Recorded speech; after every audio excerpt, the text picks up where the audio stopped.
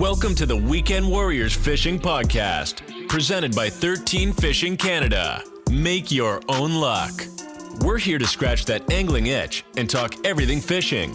Join us as we sit down with special guests from across the industry. Now, here's your hosts, Logan Lewis and Jesse Cadron.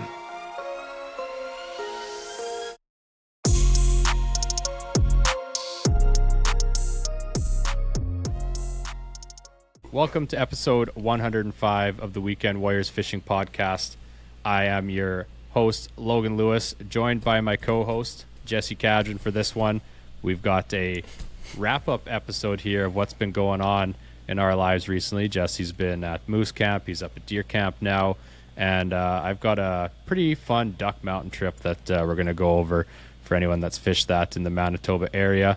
Had a pretty fun trip doing that, so I think we're just going to cover that here. If you haven't yet, check out episode 104 with Jake Malalepsy talking about Atlantic salmon, and in Jesse's world, how salmon, the brown trout came from Atlantic salmon.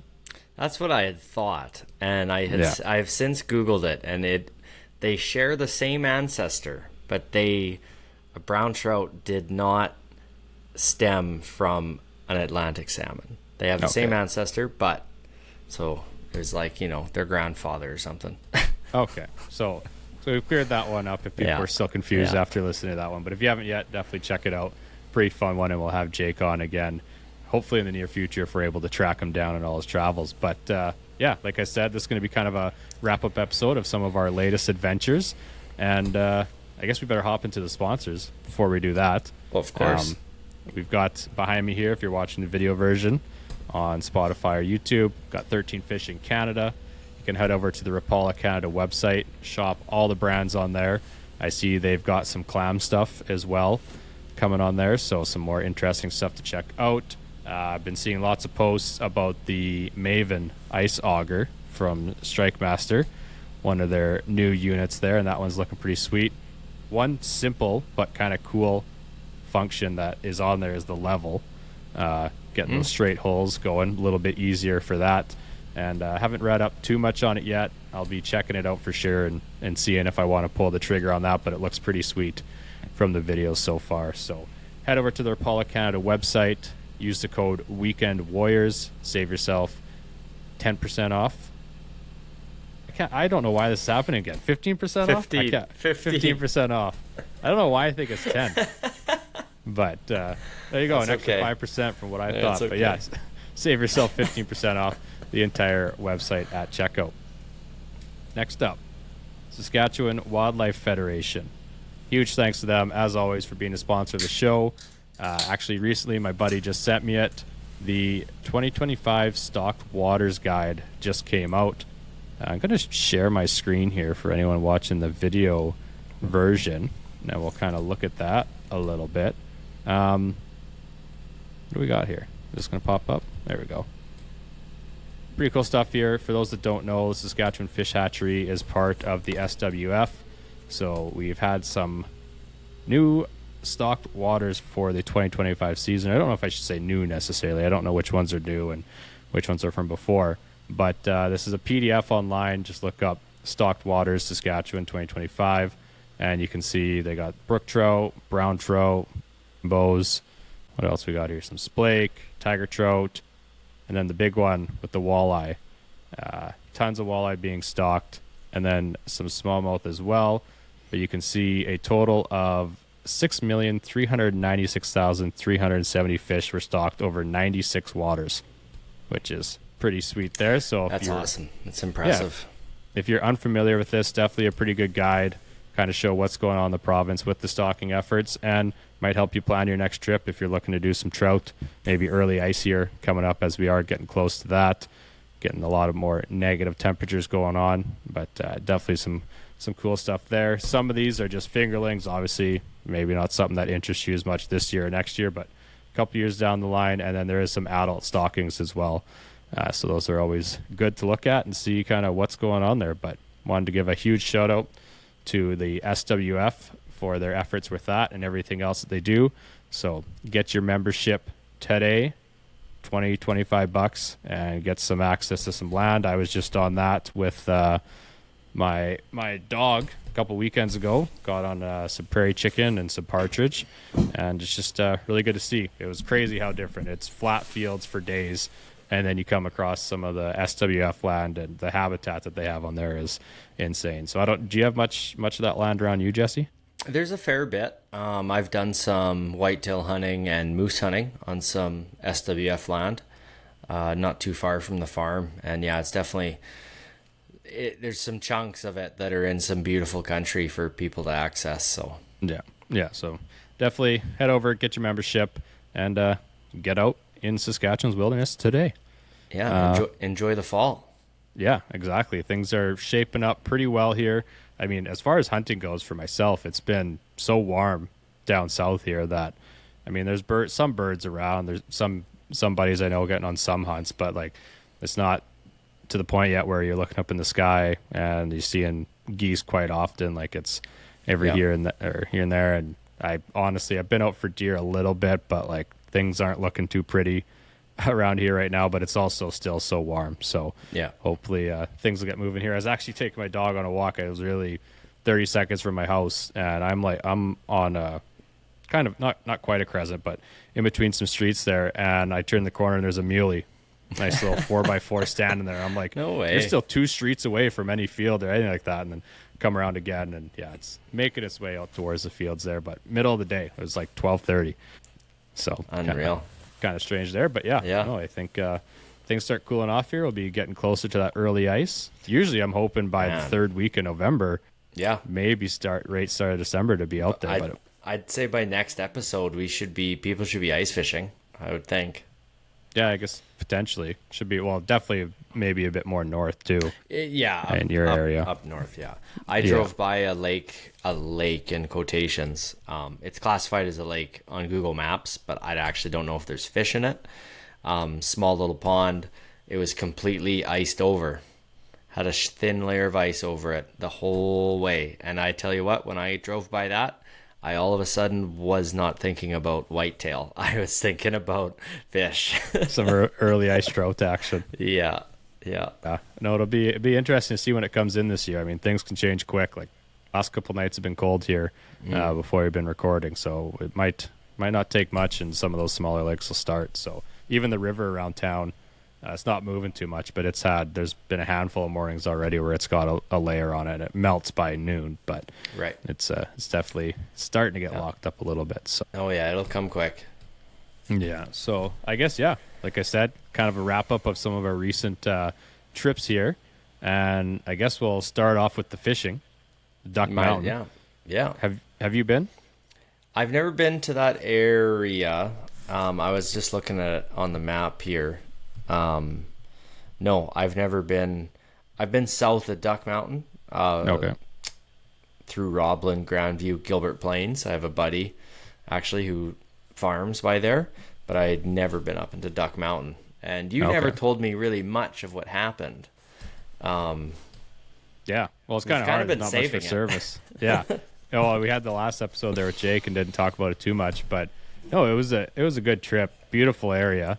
I had been to Duck Mountain once before, but more in the southeast corner, so didn't get. And that was an early ice trip. So didn't. This one was an open water trip, and we were trying to time it for when the trout would be in shallow, and things going on there. But we didn't time it quite right. I think we were late or early by about 2 weeks, and man, is that a different fishery than back home for stock trout. Like, I hopefully I get this right, but some people were explaining how the stock trout there are pelagic. So like if you're going to fish rainbows in most of our stock Saskatchewan waters, you're trolling cranks or spoons shallow, right? For the most part. Yeah. Well, these fish might be roaming 30 feet down over 100 feet of water. Oh, well, yeah. I mean, I think you'd still get that in the deeper stocked waters, like especially in midsummer. So what day were you there? What weekend did you do your trip? It was I think we were there the 1st to the 4th of October. Okay. Like, things were cold. Like, it was freezing at night. Oh. Okay. Based on what I've seen of recent pictures there, like, yeah, we were like 2 weeks late. 2 weeks early. I don't know why I keep saying late. 2 weeks early. Like, nothing in shallow at all. What you're saying is that the fish were still deep for the most part. Yeah, so we did end up I got 2 master rainbows, which was nice. I actually caught them on balanced leeches that our buddy Fishy tied for me. Cool. He sent me I was like, hey, can you tie me up a couple balanced leeches? Sorry, 1 second. Hello. Oh, good. Medium rare. Thank you. Oh, good choice. Good choice. Medium rare. I thought you were gonna say well done. You have to end the podcast. No, I'm not my father. Yeah. Well done with ketchup, please. Yeah.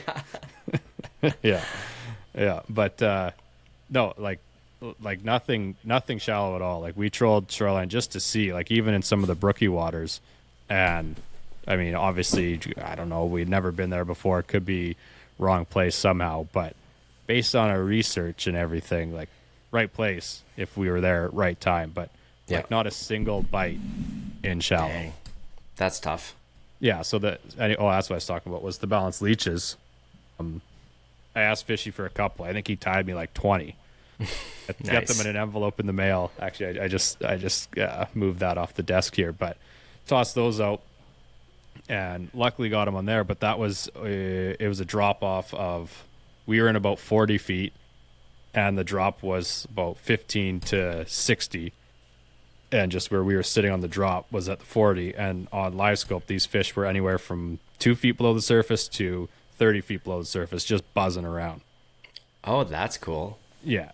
And it was so clear, we could see them for the most part. And so, like, I literally watched them eat the fly. But then that's cool. The fight was great. Like, I think I had an 8 weight, and they had they got onto the reel a couple times, and then was just able to kind of strip them back in. Then sweet, they take off again. So that part was cool. But we were kind of hoping, like, all the trout adventures I've had in Saskatchewan are usually lights out, and like, I've never had to work harder for bites in my life than it was a grind on this trip. Yeah, but pretty cool place. It's, for anyone that's been up there, they know what I'm talking about. Like, you go from prairie to all of a sudden trees and great hills, and just a really nice, cool area. And that was pretty sweet. We had a little competition going, 2v2. It was species based, trout focused, so you got extra point for trout. And me and my partner ended up losing by basically one fish. Yeah. Like, it was, I think we lost 19 to 15. If we had flipped, we lost the walleye point by 1/4 of an inch. If we had flipped that, we would have tied. And then I lost 3 brook trout off of a dock in a small lake, and that would have been worth 4 points because they didn't catch a brookie. So it was really close. But yeah, that sounds like good fun. So what else? So you guys fish for walleye, brook trout, rainbows, browns. Yeah, Lakers were closed. Okay. Yeah. So what did we end up with? I think on our total, caught a couple of master suckers too. My buddy Justin, some big suckers. Like, just with bait, or how'd you catch them? That was on jig and a minnow. Yeah. And we were fishing for walleye at that time. I caught a master smallie as well, so I think I need one more for my 5 or whatever there. But yeah, just a good mix. No big pike. You look through the Master Angler app there, and I mean, obviously there's tons I didn't realize how many people fish there. So it kind of makes a bit more sense why you're seeing lots of it. And lots of the trout stuff seems to be in the fall more. Lots of the pictures and whatnot from that. But no, it was pretty sweet. The clarity is insane in lots of those lakes. Some of the walleye bites we got on were insane. Like, at the one lake, you had to work pretty hard for them, and then, like, with this competition, we were fishing like 8 a.m. till 10 p.m. Like, I forgot my headlamp in my truck. Switched trucks just outside Regina, and forgot my my headlamp in there. So, like, it's like 3 hours in the dark, just using the screens for light to try to jig these walleye. But like, they had this window, and like it was like a shark tank. Like they are coming, the water's so clear just before dark, and they're coming from like 50 feet away. You're dropping, and it's lifting up off bottom, coming, and then falls it down to the bottom. And by the time you can close your bail, the fish is on it. And then for like 15, 20 minutes, and then back to like I'm like dangling it right in its nose, and it won't touch it. Like same spot, same, yeah. Like it was crazy. But yeah, there's some good sized fish there. And you seen that 20-minute window a couple times, like the next day? Twice. Yeah, back-to-back days. Yeah. So just right at dusk. Pretty well, yeah. Like the one guy we got to talking, he does I think the last 10 days. He fishes the last 10 days that things are kind of open there. Okay. Every year. And sounds like he fishes it quite a bit, and we'd see him coming out, and he's like, yeah, this lake, because the lakes are all so close, you can hit up quite a few in one day. And he's like, yeah, he times it. He's like, you can still catch fish before or whatever, but he's like, this is the primo time to be out there. Sure enough, he pulls up, and both our boats just start whacking them. Like, nice. It was insane. And we're like, we had seen him, we hadn't met him yet the night before, but saw him out there. And he was a little bit farther east, and then we found this just going around and using the Angler's Edge maps. Those were huge for us, especially for the lakes where I was using my big motor, being safe with that. So nice having those maps. But we found this saddle that we were sitting on, and he pulled up. I was like, was this where you were fishing last night? And he's like, yeah, you're basically right on my waypoint. Like, he wasn't fishing there, the night before, but where we were on the saddle, he's like, that is like exactly my waypoint. I was like, well, pull up here. Like, yeah, we totally fine with that. We're the two boats on this whole lake, so we didn't care, and he was good stuff. And then earlier that day, the last day, trying to get that brook trout point, we stood and fished off a dock for 4 hours.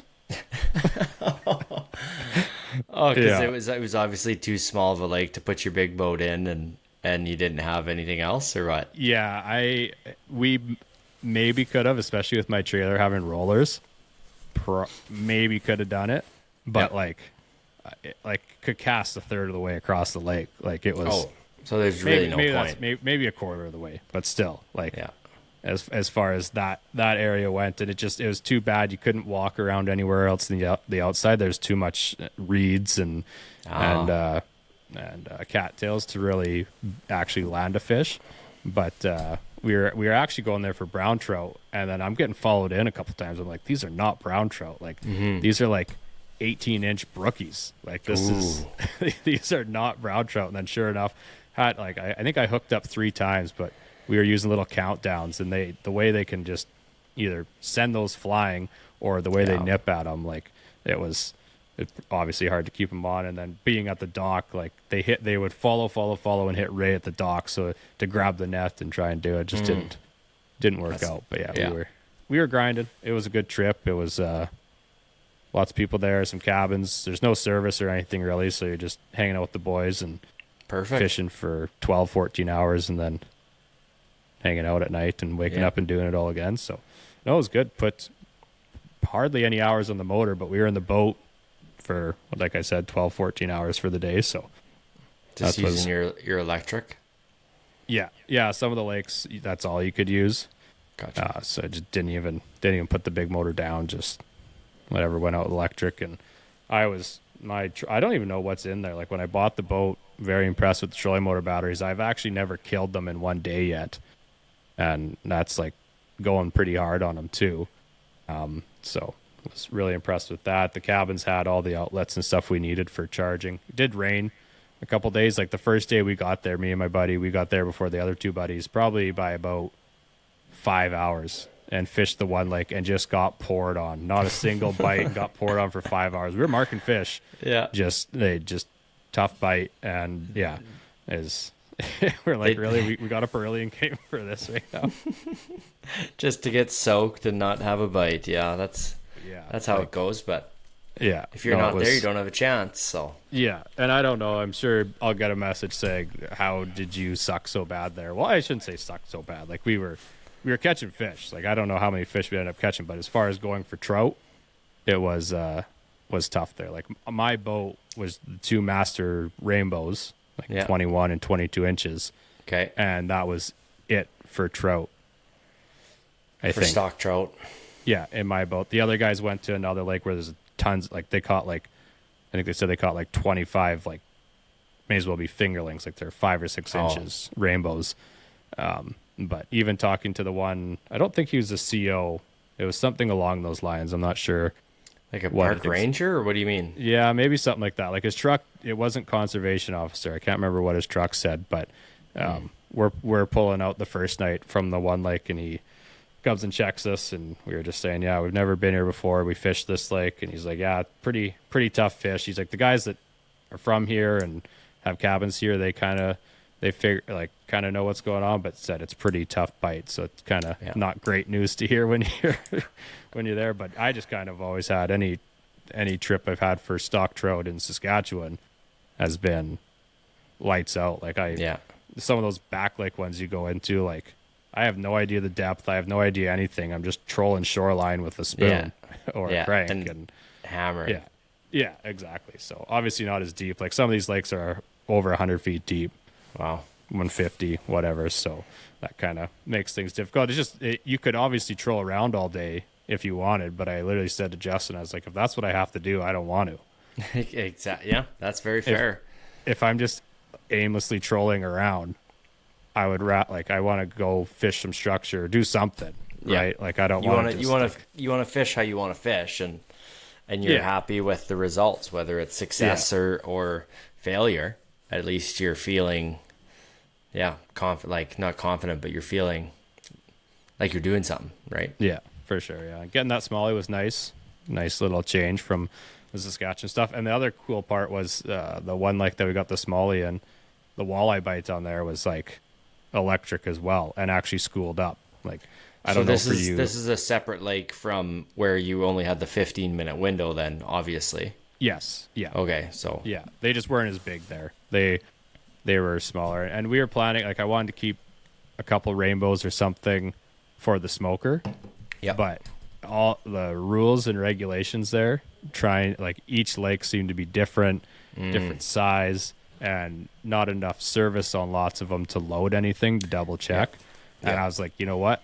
Live well staying dry. I'm not even gonna risk it. Like it was good on you. When we got into a good walleye bite, we thought about keeping some walleye and loaded it. And I'm like, okay, so I think they had to be under 17 inches or something like that. And small. Yeah, smaller. And then I was like, I don't even know how they know what lake it's coming from unless they check you right when you're coming off the water. Right? True. There's so many lakes around there, but didn't need to do that. We had way enough food anyways and whatever. Not worth the risk. No, I don't want to be breaking any rules like that. Mm-mm. So, yeah, but no, it was good. The people there were pretty nice that we ran into, and yeah. And did you guys stay at a lodge or at an Airbnb, or what'd you do, or campsite, or what? We stayed at it's on the East and West Blue Lakes. I can't remember what the name of it was. I didn't book it there, but basically it's like a store, and they've got cabins on it, like for rent. Just like your typical little cabins, and worked out perfect for the four of us, and room for the two boats. We kind of look like dummies there. I've got my 1825, and our other buddy had like a 20-foot Alumacraft, and we're launching into these little lakes. It's kind of funny, but no, it was good. And actually, the rain was perfect. It sucked for us, and everything just muddy after day one, but then it froze, so there's no dust or anything on the grids after that, which I hate dust and I hate mud, but if I could take the mud on the outside of the boat and then no dust for the rest of the weekend, that was nice. So, that's a good win. Yeah, so no, it was a good trip, and I mean, it made us work for it, but it makes it that much more rewarding when you do get on them. So if anyone has any tips for Duck Mountain, I'm all ears, because I'm sure we'll be going there again. Like I've heard some of the stuff for trout, but it just sounds like we missed what we were looking for as far as a shallow bite. We missed it by it was probably just that awkward transition time, right? Like it sounds like they were still out deep and in the middle, and just they just weren't. They didn't know where they wanted to be. Yeah, it makes it tough when you got nothing to relate to as far as as far as structure or anything like that, even trying to find bait. And then when you haven't been there and you've never really done it that way, as you're maybe doing what you're supposed to be doing, you're thinking, is this what I'm supposed to be doing actually? Like, is like the doubt, right? Of do we not know how to catch fish, or should I have this on instead of this? Like, I even on the one, like we were marking on live scope like crazy, and I was down to like the smallest cyclops that they have, and just trying to bring that, and just some follows, but then now I'm like, were those suckers, were they trout? Like, the little bit difference obviously on the live scope between those two, but like seeing lots of marks. It's not like we were seeing a dead sea. It's just that's honestly worse. I'd rather see no fish and then see like 50 of them and not be able to catch them. So that's frustrating. It was tough that way. I had that similar thing on Green Lake ice fishing, and it was like primetime March, and seeing oodles of 18 to 24 inch fish swimming by, and I'm convinced they had to have been suckers, because I put every lure, every bait, everything down there to try and catch them, thinking they were walleye, and nothing ever looked at me. Oh, it's funny. Man, I was mad. I was so frustrated. No, it is maddening. Like I said, I like working for bites. Like, I'm not talking we had to work really hard to, some lakes we had to work hard to find them, but once we did find them, like trying to get them, especially, I mean, trout are trout. The way that they look at something, peel off, right? Like, we all know that. Like, they're finicky at the best of times. When they want to eat, they're going to eat. But like, it was crazy. Like, I don't know what else we can throw at these guys. I'm going small plastics, trying a minnow, what else did we try? What did flies too? Like, I basically got enough stuff with the boat, and I think I tried it all. Like, it was you were washing hooks. Oh yeah, and then casting off that dock the one day, it was like, man, I haven't done 4 hours of casting off a dock in a long time, and it was raining that day too. It's like, we're working hard for this brook trout here. You must have been excited, I guess, or I don't know. You determined. Well, I got a trophy made, so I wanted to win the trophy that I got made. But gotcha. Yeah, so now that we lost, it's just sitting in my garage, and it will not be awarded. Just too salty over the loss? No. So what happened is, I'll get your input on this. What happened was, okay. So like I said, we were staying at the place between East and West Blue there. There's no tiger trout in that area. Okay? Like, at all in that close area that we were in. Yeah. That we were all fishing. Well, the guys, so we went there early. Like, we left at like 4 a.m. They didn't leave till noon from Moose Jaw. Okay. And so we fished the one lake, and then it just so happened as we were leaving that lake, that's when they were getting there. We didn't catch anything at that lake anyways. And issue number one, first one, their walleye point, like, which I said at the start, was what flipped things there. No bump board photo of the fish. Okay. Not so, I think they were telling the truth, but you just, it's 25 and a half, whatever, something like that, right? Yeah. So no bump board pick with that one.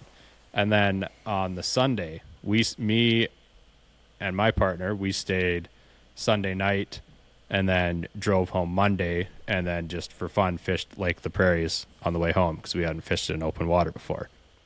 They left Sunday morning, but on the way home went to these lakes that have tiger trout that's way far from where we were.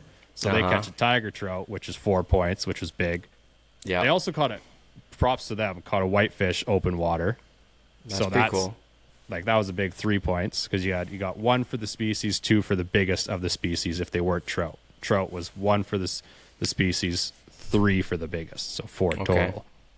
So yeah, they went there, and they also managed 1 splake at the one little trout lake. But that one we could have fished, but we didn't. We're like, they're all dinks. We don't want to, like, everyone that we talked to said, if you want to go catch some, you can go there, but they're all small. But It's the name of the game for the tournament, right? So the one big one was the tiger trout one, because that wasn't available to us in our Duck Mountain area there. So you before your little tournament started, you associated an area, or was it Manitoba wide? We didn't.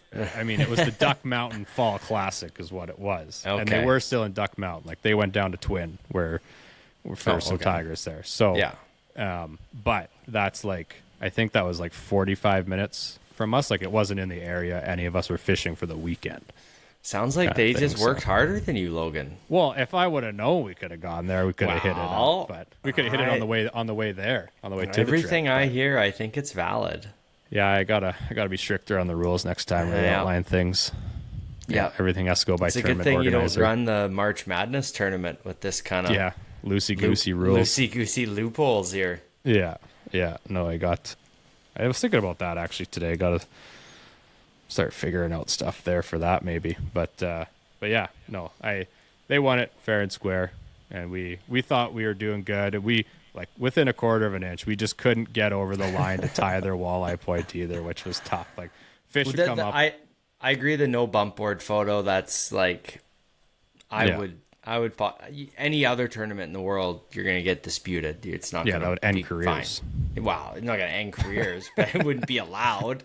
Yeah. So no, it was fun, and having like I was saying to them like, and they all agreed too. Like just have it. It was a for fun tournament. It was just bragging rights between four buddies, right? But having that, like, it's so much easier to be like, oh yeah, we've been going for 10 hours a day. We could probably go in and have supper. But it was like, no, we're fishing hours in the darkness because we want to get some points. So it was, it made us fish a lot harder, even though it was really worthless. But bragging rights, I guess, are everything there. So yeah, Sounds fun anyway. The tough thing is we were talking. If me and my partner had won it, it would have been, well, you should have won it anyways. Because you were. Why? Well, just because we more multi-species. The one guy's more a walleye guy. He would classify himself as a walleye guy, and the other one, he fishes with us all the time. But he always says, like, you and Justin do the research.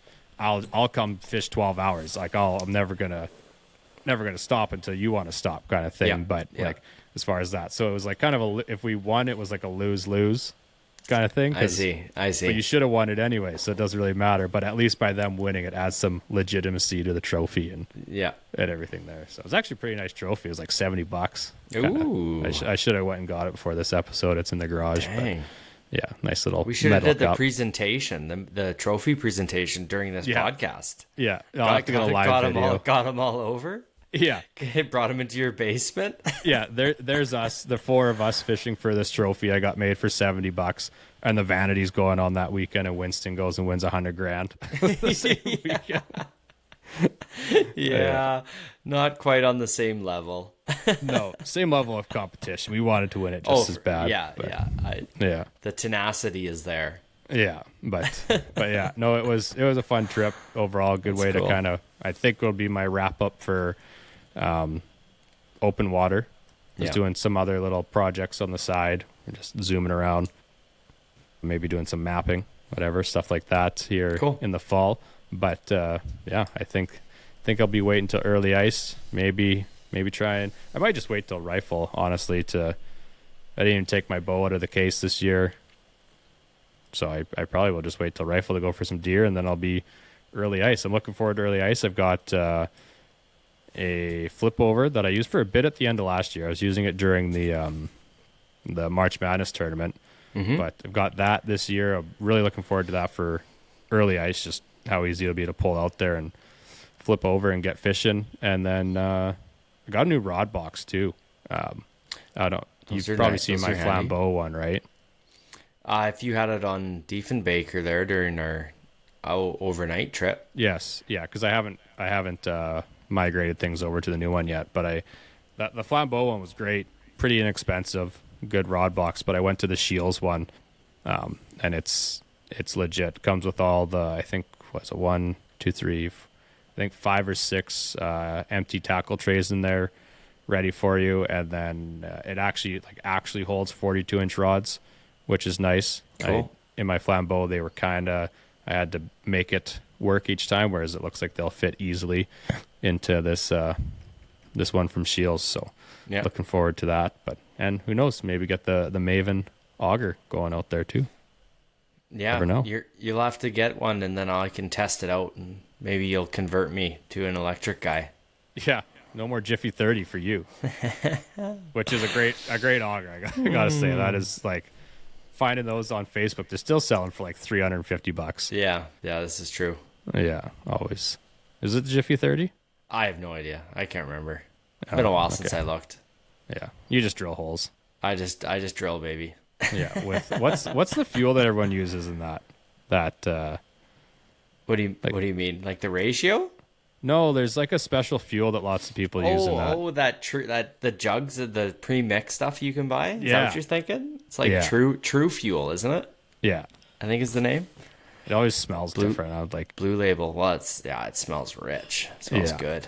yeah, but no, that's kind of all I got. Kind of wraps up my Duck Mountain there, and hopefully we'll be back at some point. Yeah. We might look at Saskatchewan next year for a later fall trip. What we really wanted was colored up trout. Right. And just didn't time it right. But yeah, no, we'll have to see some of the trout areas that we met up in the off on the Hanson Lake Road there. Was that 2 years ago? 2 years ago, yeah. Yeah, like that's all burnt for the most part, which is too bad. Right. Kind of open things up a bit there, but yeah, tons of great Saskatchewan trout fishing to do. So we'll have to see where we go. We'll have to study that new stocking report and see. See what we can learn from there. Yeah, see where things go. I seen they stock brook trout in the Jackfish Creek, which is right beside my family farm this year. So maybe if it's not those are yours. No, that's not what I was getting at. Are you claiming ownership? No. I said maybe if it's not frozen by the time I get home, I'll have to go and check it out. I tossed some flies. I tossed some flies in there last year, but I didn't have any luck. Are you supposed to tie them onto your line? What? You said you tossed some flies in there. I said you're supposed to tie them onto your line. Dad joke city there, Logan. Yeah. Should we get to your moose? We could talk about moose. Unless you had more to say before that.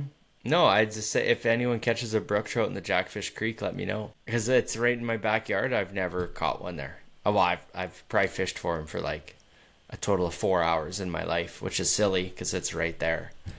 But yeah, It's kind of always one of those things you always want to adventure farther, right? Mm-hmm. You don't think to just fish that. I'm 98% sure none of them survive the winter. So like you'd have to get them now, and they might be 10 inches maybe. Still good for brookie. Good enough on like a 3-weight or something. Yeah, I mean it'd be kind of fun. But yeah, so September. When did I go up there? September 5th? Yeah, September 4th, September 5th. Yeah. So I flew into.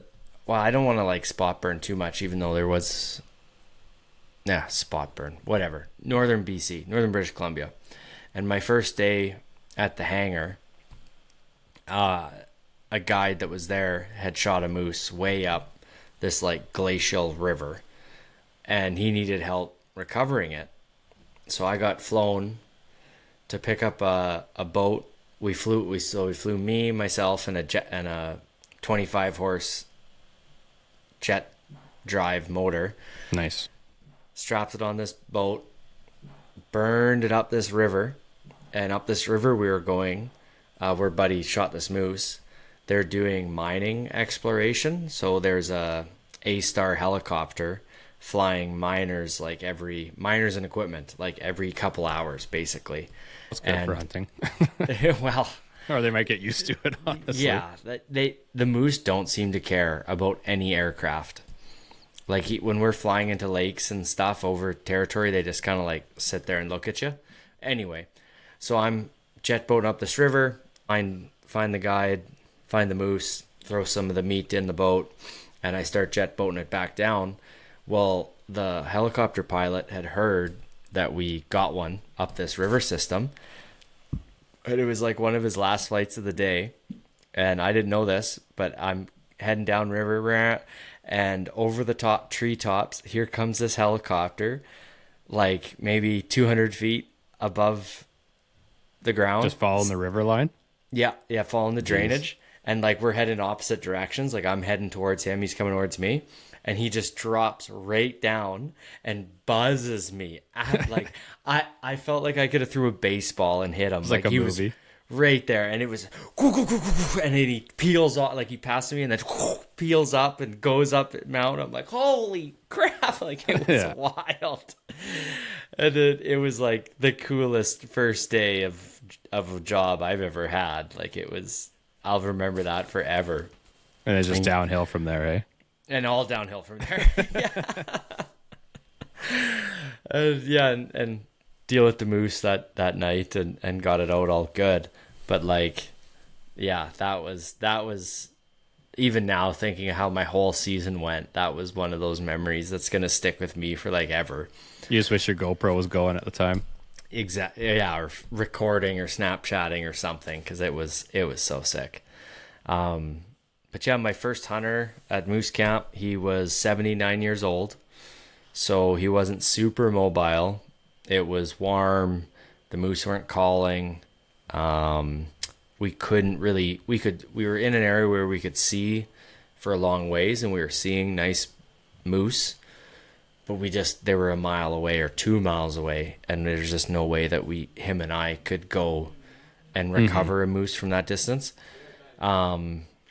And I never told you this, but I'll tell you this story. So he's using my Garmin InReach to message his family back home. And he's talking to his current wife, and has children with his ex-wife. Okay. And so I'll just say her name was Christy. It's like day 6, I think. And we're up on a ridge overlooking this moose meadow one morning, and we're split up. I'm like 150 yards from him, and my phone vibrates. My watch is linked up, Bluetooth, Garmin, whatever, and I can see the message, and I say, I see it's from Christy. And I see the message. It says, "I'm so sorry to tell you this, but Matt has passed away." And it's his son. His son? It's his son. So my hunter's son has passed away, and I get this message on my Garmin. So did he have your phone when? No, I had my phone. Oh, I see. So now I read that, I'm like, oh my goodness. Now I should say this, that his son was sick with like a rare heart cancer, and they knew that his time was limited unless like some kind of treatment was developed, some new, some new treatment. So they knew his time was short. But so I had to go. I read this, walked over to Ron. I sat beside him and tried to make small talk for a little bit, but like I had to tell him the news, right?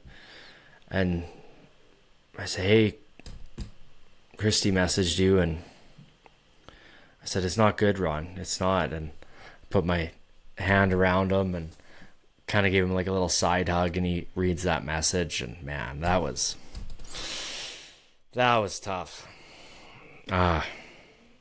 We just sat, and he told me stories about his son for like a couple hours.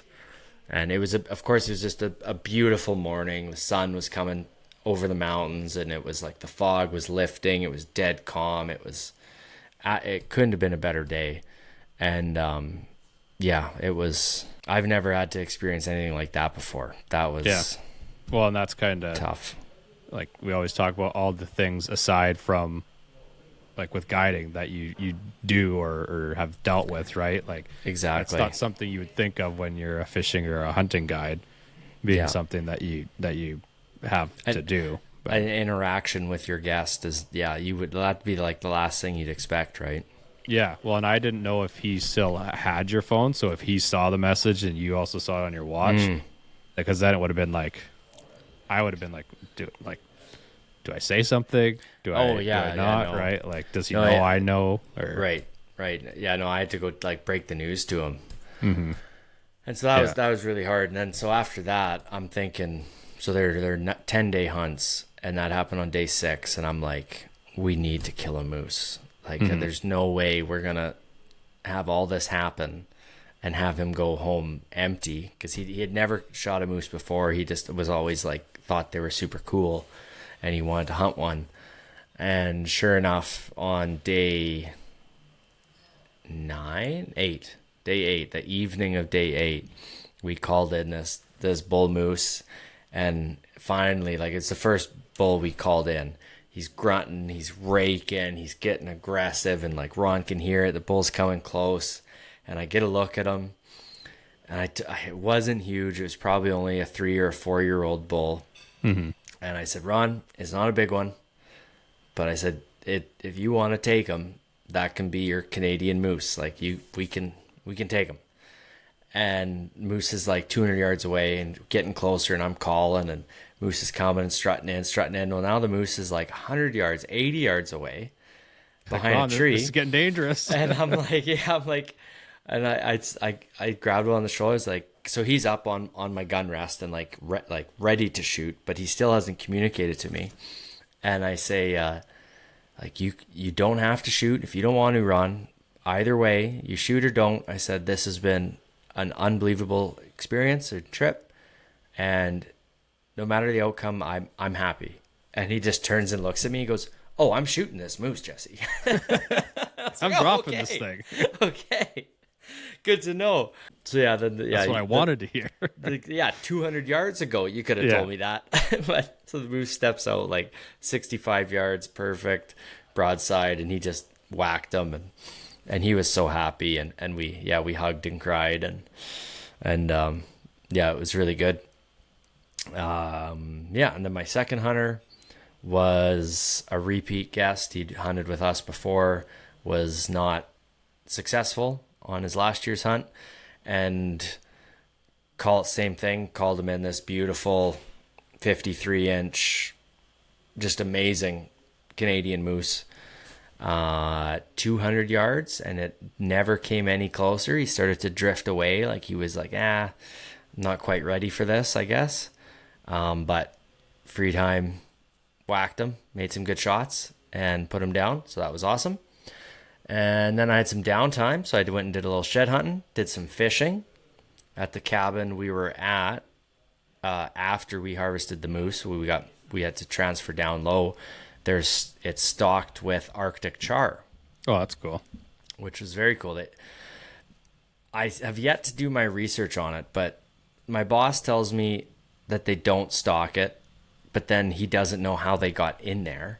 So, like, obviously it was stocked at some point, because it's landlocked. It's in the middle of a mountain. It's at like 1,300 meters Atlantic elevation. In there. There's probably Atlantic salmon in there. It's not connected to anything except moose swamp. But yeah, it's just polluted with 8 to 15-inch char. Those would be tasty, wouldn't they? Can you eat them? Delicious. Yeah, delicious. Or can you keep them, I guess? Yeah, we do. I don't know.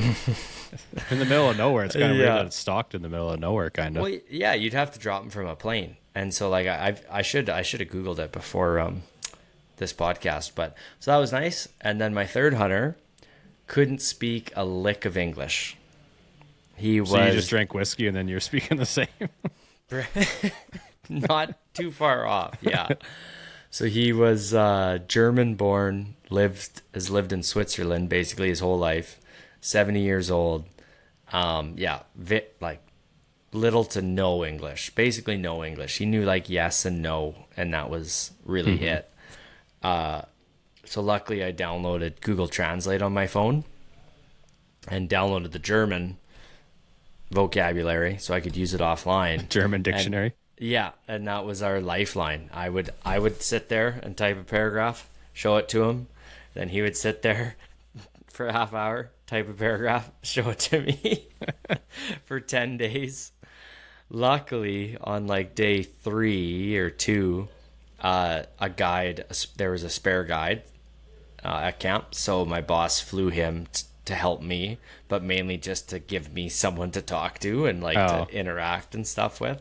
Yeah. So it was honestly really nice. But even with the language barrier, like we got along so good. He was a great guy, and it's basically just playing charades with somebody, but we had fun. We had a really good time, and he was convinced this was his fourth hunt for a moose in general, first time with us, and he was convinced he was cursed. Like, absolutely. He's like, no, he's on Google Translate on my phone, and he's showing me the messages, and it's like, maybe my hunting luck has run out. I'm not destined to kill a moose. Like, so many negative thoughts, and me and the other guy are like, no, Fritz, like, this is gonna happen, and we're getting you a moose. Like, they're rutting right now. They're just locked up with cows. Like, it's only a matter of time before they are done with their cows and start looking for more. Like, it's gonna happen. And day 7, I think it was, called in this bull, same thing, and awesome 50-inch bull, and Fritz whacked it, and he was the happiest man in British Columbia, I'm sure. After he did that, he was so pumped. And then we got a chance to go for a mountain goat after that. Sweet. And for 70 years old, that man, it was inspirational to see how well he could climb a mountain. This is the German guy? Yeah. Oh, okay. Yeah, he climbed that hill just as fast as I would have, and if we were successful, got him his mountain goat in a day. Took like 10 hours, 3 hours to climb up, an hour to find the goat, shot him, and then an hour to recover him because he fell down 300 yards or 300 feet of a rock cliff. Ouch. Didn't damage the horns, got lucky, and then a 3-hour walk home. Nice. It seemed really easy. I would probably prefer the moose hunting than the mountain goat because it just seemed like a big walk, you know. Yeah. Walk as high as you can. Yeah, I mean, the goats are pretty stupid too. Like, they're not the smartest thing. Them is the main thing. That's the biggest thing, and like a legal or a billy, a male is what you're trying to find. And then once you find them, and if they're in a spot where you know you can shoot them, and they're not gonna like drop 500 feet down a cliff. Yeah, and you just kind of go for them. So how it was cool, but I mean, it didn't tickle my fancy. I'm not gonna be a full on mountain guide. So pretty tender meat after a 300-foot fall. He slid. Oh, okay. That's nice. That's why he didn't chip his horn. So it was basically just like a chute, a slide that he just literally slid the whole way down till he hit some shale at the base. Yeah, I see. We just got lucky. Oh, nice. So that's sweet. That's pretty successful because last year was your first year at Moose Camp, right? Yep. And so this year, every client got something? Of yours? Of mine, yeah. It was 100% success. So nice. I was stoked, and 2 absolute just beautiful moose. So yeah, I was really happy with how the season went. Nice. That works out well. Do those guys it's already 9. Do those guys bring like their own gun and everything? Some do. Most guys do, I should say, especially the guys going on the mountain. Oh, okay. But yeah, some people don't bother, and we have stuff to give them and lend them. And yeah, I was just thinking with things being sighted in and all that property, like you go to so much work to get that chance of that animal coming in, and then if someone's gear, like it'd be like you can, as a fishing guide, you can make do if someone's coming up with an ugly stick and whatever, right? Like as long as the line's good enough, you can, for the most part, make it work. Right? Yeah, if your line and leader's gonna be good. Yeah, a little bit different with hunting. It is, yeah. Yeah, you want to really know, because I think the big difference between that hunting and fishing is with the fish, you're catch and release for the most part. So if the fish gets away, big deal. Yeah. But if you put a bad shot on an animal because of your gear, that's no good. Then and so you've failed. So do they have do you have a somewhat of a little range to sight things in? Like, I'm just thinking if someone flew there and maybe something gets bumped in transportation and all that. Yeah. That's like a first day thing? For sure. Yeah, we take them to a range and make sure it's all good. Yeah. I see. That's good. Yeah, that'd be paramount for all that. So, no, that's pretty sweet. Well, did you have anything else to share from Moose Camp there? I did manage to catch lake trout and rainbow trout as well as the char. There's Nice. another lake where the cabin is that I was at with Fritz, the guy who got the mountain goat. Absolutely polluted with trout, and they're all Nice. just like pounders, just Yeah. little things. But you could throw out a bottle cap and they would smash it, I'm sure. I mean, very little skill needed, but Well, that makes for a fun little change up.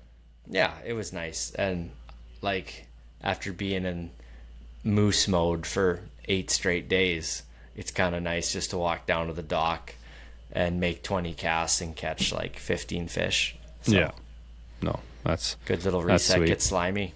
And Yeah. got to drive some tiller boats, and I was like, oh yeah, this is home on back the tiller. in tiller life. Yeah. yeah. Yeah.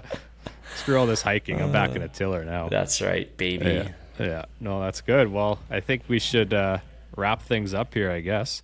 Yeah. I don't know if we have anything else for the Recap recap episode. If people are still listening, like, thank you for just listening to us ramble and tell stories. Yeah.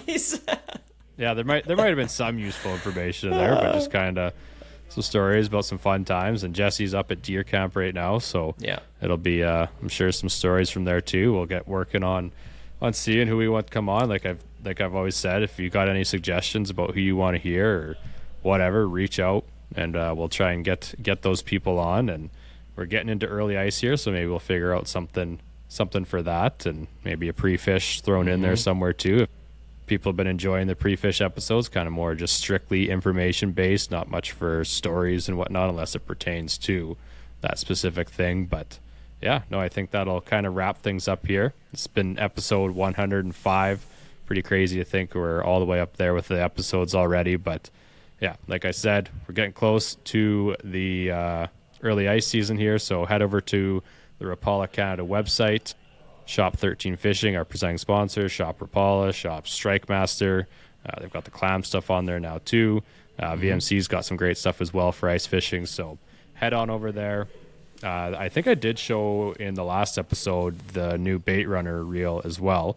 So right. I'll be getting that spooled up there and seeing how that performs. But it looks great. So yeah, tons of great stuff on there.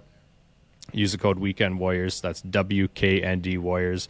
Save yourself 15% off the entire website at checkout. That's all Jesse and myself have for you in episode 105. And we look forward to seeing you in episode 106. Thanks for tuning in to the Weekend Warriors Fishing Podcast. If you enjoyed the show, be sure to leave a review on your favorite listening platform so we can reach more anglers just like you. Find us on Facebook, Instagram, and YouTube for media updates and behind-the-scenes content.